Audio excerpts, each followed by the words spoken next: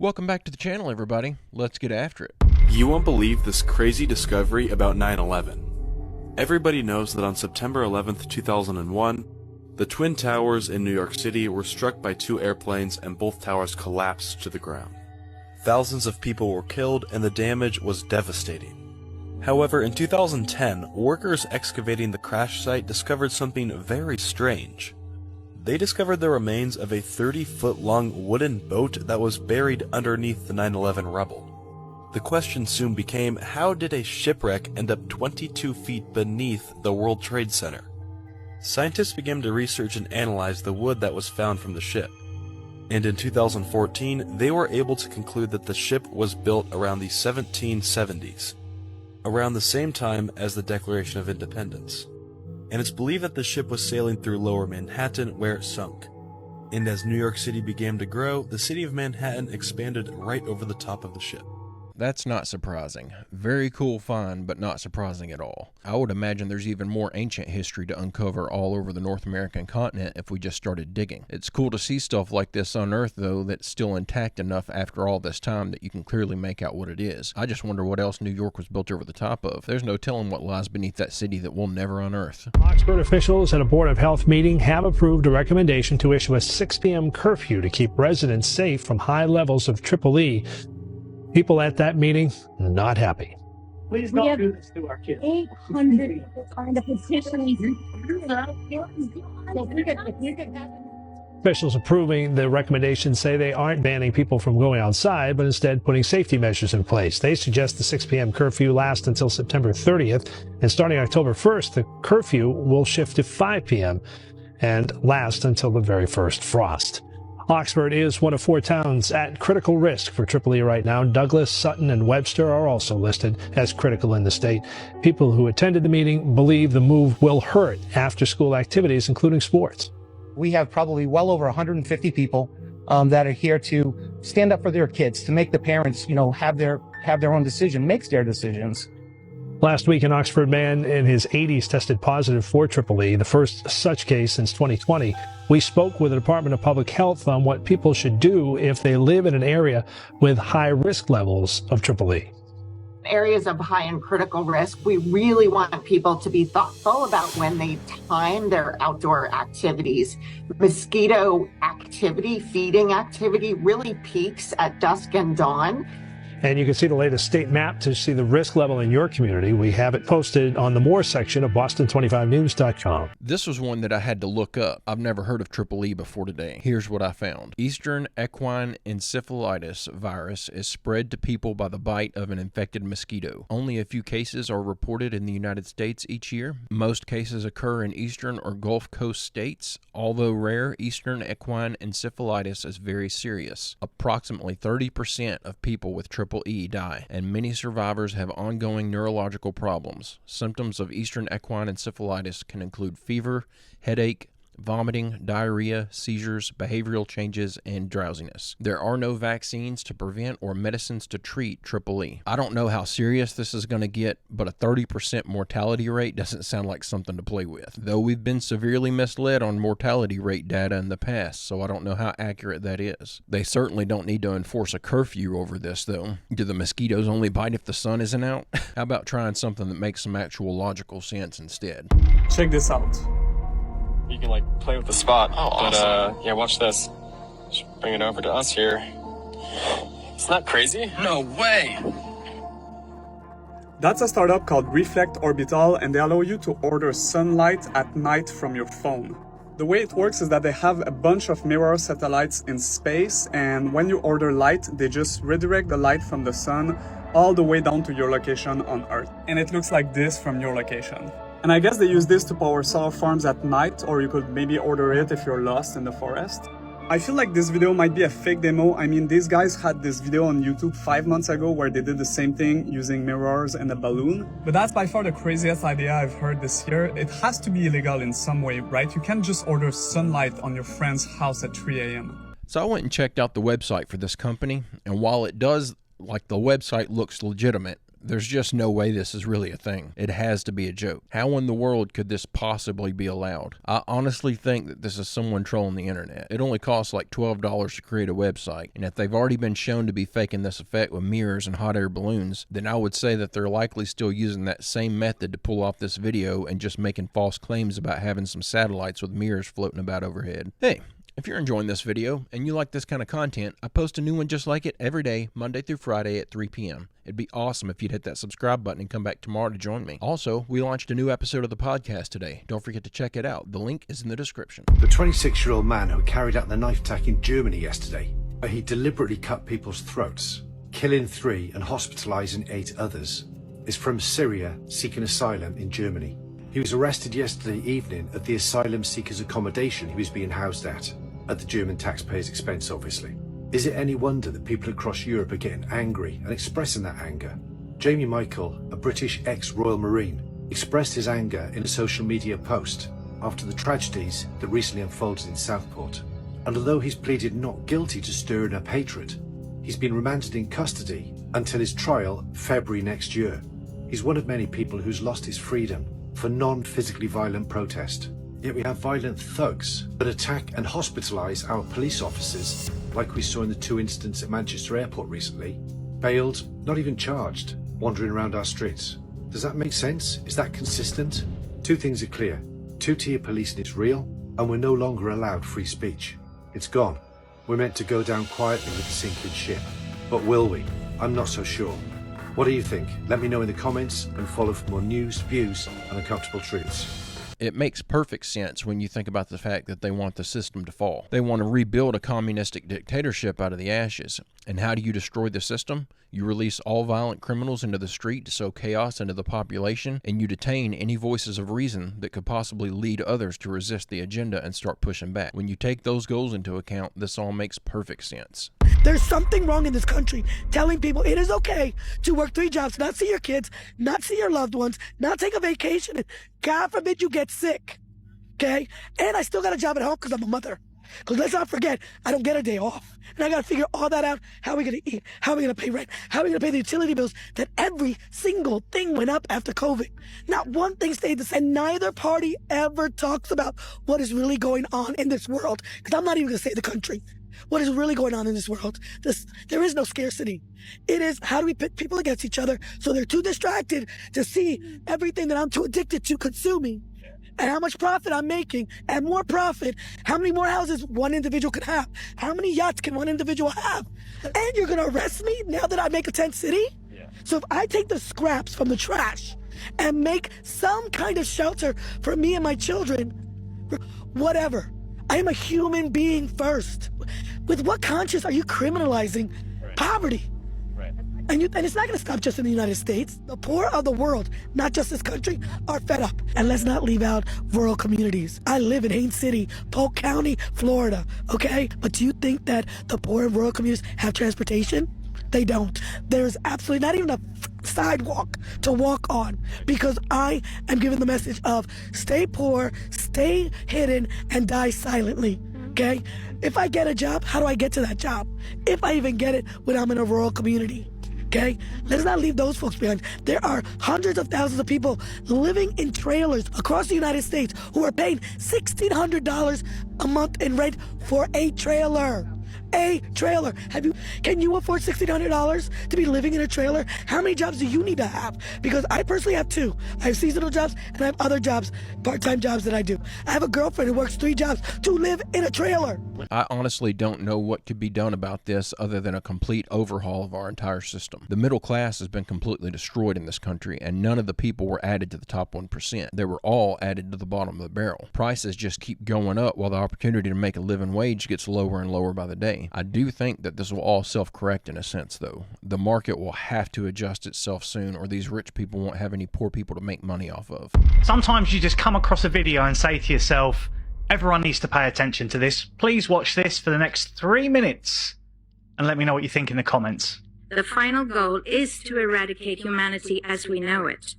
Once you understand the final destination, it becomes much easier to look back and identify the psychological conditioning, the biological tempering, the cultural grooming and the educational prepping that we have been subjected to for decades in preparation to making us accept a post-human future. Yep. It takes a lot of physical and psychological abuse to get an intelligent species like ours to agree to its own extinction. Most, if not all, that has transcended in the last 60 years was designed to get us closer to accepting such a dystopian reality. Whether you care to accept it or not, we live in a hyper-controlled matrix where our perception of reality is meticulously planned, managed, and executed in order to control and steer us in whichever direction they wish. Yep, and that's simply done through legislation, rules, regulations. And if you know anything about Keir Starmer, Davos, the World Economic Forum, digital ID, digital currency, geofencing, geo-tracking, artificial intelligence and robotics, you will understand exactly what she's saying. If you don't, I suggest you start educating yourself, because no, the World Economic Forum is not a conspiracy theory. They have a webpage. You can read it. And the direction is a post-human world. For this, they first needed to destabilize, dehumanize, and demoralize humanity through every means possible. The destruction of the nuclear family, children being indoctrinated by the state, abortion, the eradication of God and spirituality from education, life in megacities and away from nature, toxic food, air and water, social media, replacing real human connection and interaction, engineered financial crisis and taxation, endless wars and massive migration, stress, anxiety, depression, drugs and alcohol, constant fear-mongering. Which is exactly what we've seen in the past 2 weeks. Perfect fear-mongering. Fear-mongering about a non-existent entity, going to cities, getting other entities to come out to meet it, pitching people in society against each other. If you can't see this stuff, you need to wake up. Moral relativism as the new religion. Yep. And I could go on and on about how humanity has been influenced and forced to move away from all the things that give us strength, security, purpose, and meaning. A weak, immoral, disconnected, ignorant, and unhealthy population is an easy target for the next stage, the creation of an entire generation of androgynous beings. And this has been spoken about by many academics. Elon Musk has talked about this because obviously of his artificial intelligence developments he's doing, his robotics. They are all talking about it. And the people that aren't listening are going to be the ones that are going to get a big, big shock. I've been listening. I deal with artificial intelligence. I know a lot about it. I actually have got 3 seminars coming up on it where I'm going to give a 1.5 hour talk at each of them about AI, about how it's going to change education, about what's coming. And trust me, there is a bigger level to it than that. Masculinity is under attack psychologically, culturally, and biologically. Women are being replaced in sports, entertainment, and politics by men pretending to be women. And children are being indoctrinated at school to think that gender is a choice. The transgender movement is not a grassroots movement. It comes from the top. Manufactured. It has nothing to do with people's freedom of expression, sexuality, or civil rights. It's an evil psyop with a clear agenda to get us closer to transhumanism by making us question the most fundamental notion of human identity, our gender. As I've always said, artificial intelligence is not a bad thing. Digital ID is not a bad thing. Central bank digital currency is not a bad thing if it's being run by the right people. And I think we can establish in society our leaders aren't necessarily the right people, are they? Not only that, but you run the risk of the wrong people getting their hands on these things if they are actually initially installed by the right people. But it's clear to me by looking at all the examples that video just gave, and then looking at how these are issues that almost the entire world seems to be dealing with at the moment, it absolutely has to be by design. Every government in the Western world seems to be pushing the same agenda, and that agenda seems to be an attack on common sense. This can't be by mistake. The thing is, their pupils, they're slitted pupils. Do you know how rare that is in the animal kingdom? Lions do not have slitted pupils. They're round just like ours. Tigers don't have slitted pupils either, nor do jaguars. Now this is kind of the weird thing, because I kind of thought that a domesticated house cat came from a big cat at some point down the line. But if they don't have slitted pupils like a house cat does, then what does have slitted pupils? Reptiles. Snakes and alligators have slitted pupils. Not any other cat. Now, in many cultures, ancient reptiles were considered to be kind of a trippy creature that had other abilities and senses. The other thing that's weird is that cats hiss like a snake, and they have slitted pupils like a reptile. They also love to eat mice, as do snakes. Now, we know how much the ancient Egyptians loved cats. Cats also have pineal glands. And you notice that cats will do that thing where they'll look in the corner of the room and making a fuss about what seems to be nothing? It is believed that their eyes enable them to see outside of the visible light spectrum that me and you are bound by. Now, it's not known how a cat has half the attributes of a lion and half the attributes of a snake, but perhaps some genetic tinkering went on many, many years ago in ancient worlds and civilization. I've heard this breakdown before of the odd similarities between cats and reptiles, but I've never really considered what it can mean. I didn't know that cats had a pineal gland. That's crazy if true. I think the idea that they were the product of some type of genetic tinkering would make a lot of sense when you look at how they were seemingly worshipped in ancient Egyptian times. And that would line up with the period in time that we think we were genetically altered ourselves. So it would only make sense that they would be messing with animal DNA as well if they're messing with ours. This is just a fun idea that I kind of liked. No way to know how much truth is in it, but it would absolutely make sense that they would do this. I'm done. I'm done with us protecting people who would buy and abuse our children. I'm done. I don't want to send more black and brown men to prison. I don't want more people in prison, but I don't want people buying girls. I don't want people buying little girls anymore. And I'm tired of saying it's okay and that we have to protect the men who do it. As a mental health professional and as a social worker, I can tell you I've spent my entire career working with people who have been wounded. I'm not going to say beyond repair, but they have been wounded to their core by the abuse that's been heaped on them, oftentimes by those that they love and look to protect them. And if their parents won't do it, then by God, we should. Again, I am not arguing that we open the gates to flood our prisons with people, but I am arguing that we have a moral responsibility to say enough. Enough. We have given away enough on this area, and we've got to move back into the center, or we all look like fools and laughing stocks. And what do we stand for? I ask all of you to watch the documentary that Senator Grove was in, Senator from Kern County was just in, that talked about this very place in Sacramento, where girls are being bought and sold. Men are being given a little slap in the hand or a couple days, and then they're back out again, and they do the same thing. They get caught over and over and over again, and somehow that's okay. It's not okay. It is not okay anymore, and no more am I watching. Like I said, I'm leaving, but the rest of you who are going to be here for a while, let's get our stuff together and really start focusing on some of the important things. We talk about learning, and we talk about being safe. This is like at the core of it. And a lot of these kids can't be throwaway kids. They're poor kids. They're kids of color. But they shouldn't have to live a life determined by what happens to them by others at a very young age, and by have the Democratic Party of California say it's okay. It's not okay.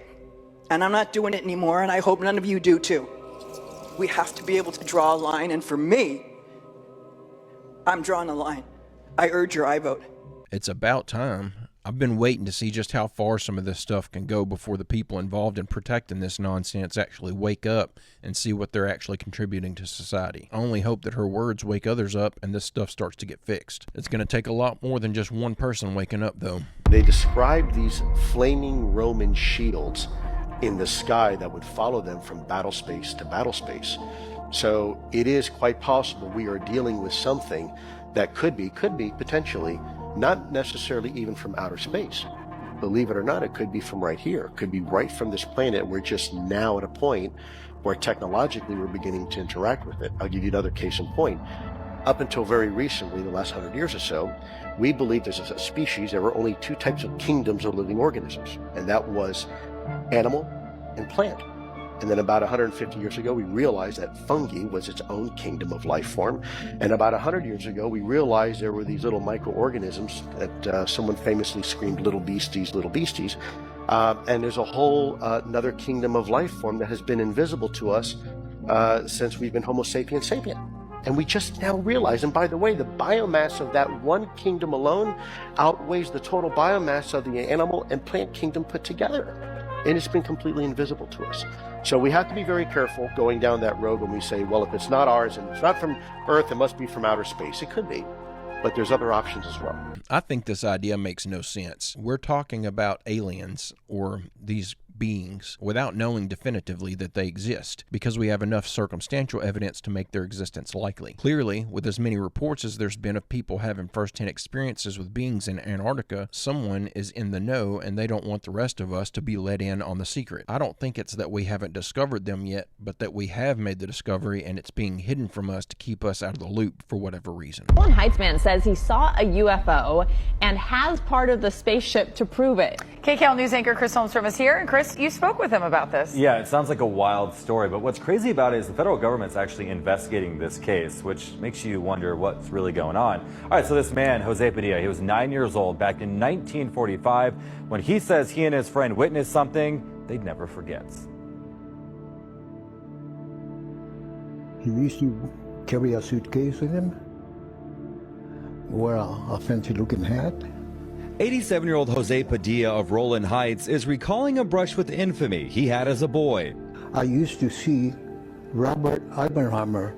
That Robert Oppenheimer, and mastermind of the atomic bomb.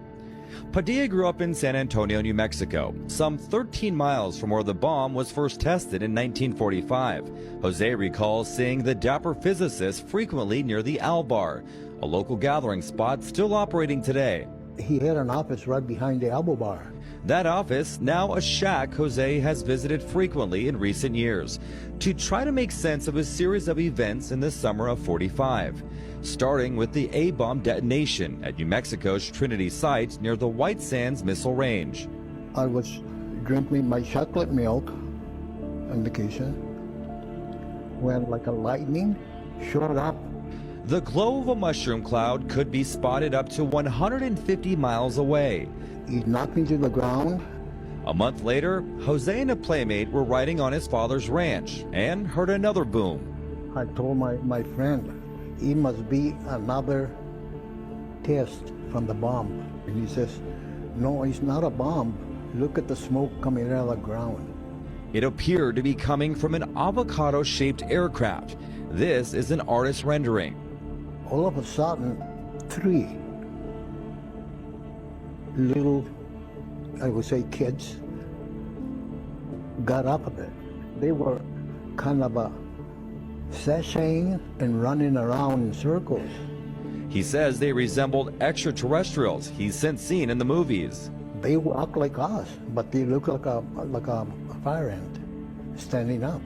Jose and I recently met up at a favorite spot of his, the Griffith Park Observatory. Did you have any fear of these creatures? No, sir. They had crashed at my father's ranch, and they needed help. Over the following 10 days, Jose says the military cleaned up the wreckage, while he and his friend watched from a nearby ridge. I still hear them pretty good. His buddy, Remy Baca, became a Marine, moved to Washington State, and worked in politics. Jose moved to Roland Heights and quietly raised a family. We had lost each other. The men were interviewed by investigative reporter and UFO researcher Paula Harris in 2012. Harris was investigating a claim by the son of World War II Army pilot William Brophy. The pilot's son told me the last missions of his father was to fly over that area, and he said that when he flew over that he saw 2 little Indian boys on horseback. Harris believes those 2 boys were Jose and his friend. Though warned to stay away, they returned to their viewing ridge day after day. We were hiding behind cactuses. Jose says when soldiers took a break from cleanup, he and his friends entered the craft. The creatures were gone, but something else caught his eye. There was like a little dial. Jose yanked it out. I took the part and hid it in my garage. Chemical testing in 2015 by Frontier Analysis, based out of Ohio, revealed that the artifact was composed of aluminum mixed with silicon and copper. Now, that's a common metal mix found in engine parts. But the report went on to say that even though the isotopic ratios are terrestrial, an extraterrestrial source for the metals is not ruled out. No one knows what it is. The most significant impact of Jose's story, a new start date for the federally funded UFO research. Under the 2023 National Defense Authorization Act, Congress pushed back the date on investigating UFO sightings from 1947 to 1945. That's all Jose has ever wanted. Since I was a young kid, I wanted to learn and know what had happened. As he reflects on his childhood memory, Jose remains steadfast on this. The creatures, he says, were real to him, and the craft they rode in on, that object, it is not from this world. I don't know how I haven't come across this story before. It's not surprising to me at all that after being tested, this piece comes back as a common metal mixture, because it was likely a man-made military craft of some sort. I'm convinced that that's the explanation for at least 90% of what we're seeing in the sky. I just don't know what the explanation would be for them seeing these little ant-looking people walking around after the crash. US government has just released a long-awaited report on fluoride exposure, and it concluded that drinking water containing more than 1.5 milligrams of fluoride per liter is consistently associated with lower IQ in children. For perspective, this report marks the first time ever a federal agency has determined with moderate confidence that there is a link between higher levels of fluoride and lower IQ in children. Now here's where things get interesting, because since 2015, the federal health officials recommended a fluoridation level of 0.7 milligrams per liter of water. The World Health Organization has set their safe limit as 1.5. Yet the report says that about 1.9 million people in the US are on water systems with naturally occurring fluoride levels of 1.5 milligrams or higher. But what's even more interesting is that the current enforceable maximum contaminant level is all the way up at 4.0 milligrams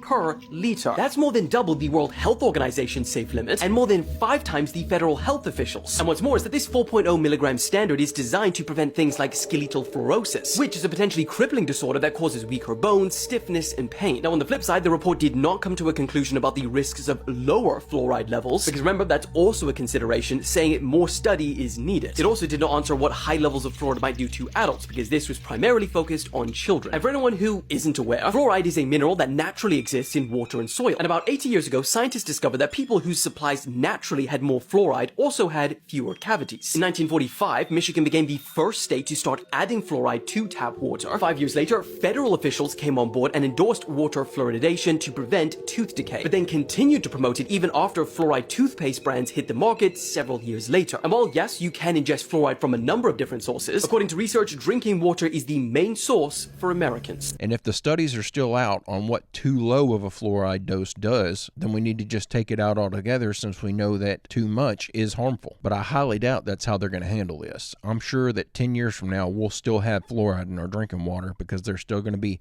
testing the effects, treating the public like the guinea pigs they view us as. My dad, knowing that I was going to be a little person, and that I am a little person, he knew I would be bullied in school. He knew that, had that knowledge. So his philosophy was, I'm going to bully this kid first when he's like 3 or 4 or 5 years old. But he would bully me, but then he would do it in a way where like he'd make fun of me, but then say, okay, now I just said something to you. Hit me back. Hit me back with something. So I'd be like, oh, okay. And it became a game. And he and I would write comebacks together. So when I got to school, and some poor kid saw me as fresh meat, was like, I'm going to make fun of that. Oh, that kid was in trouble. Oh, that kid got it. Because they would come up and be like, look at the little midget, whatever. And then I would just, boom, boom, boom, comebacks. And I got sent to the principal's office my very first day of school. Did you really? Yeah, because the kid said, ha, you're little. And I respond with, ha, your mom doesn't live with your dad anymore. And there's our good clip for the day.